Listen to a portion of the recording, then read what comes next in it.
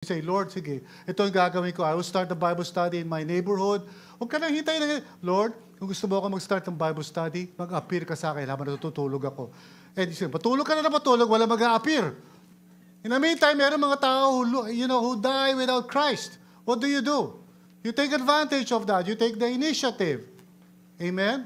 Some of you dito are waiting for me to tell you, oy, kapatid, alam ko doon ka nagtrabaho, alam ko doon ka nakatira, alam ko, di ka mag-start doon. Gusto mo ba, pastor, na mag-start ako ng ministry doon? Kailangan ko pa, sabihin ko pa sa iyo. Okay?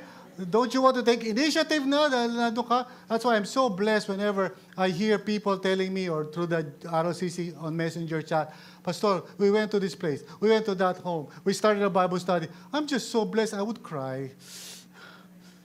Because here are people who are faithful in the waiting. We do not know when the Lord Jesus Christ will return.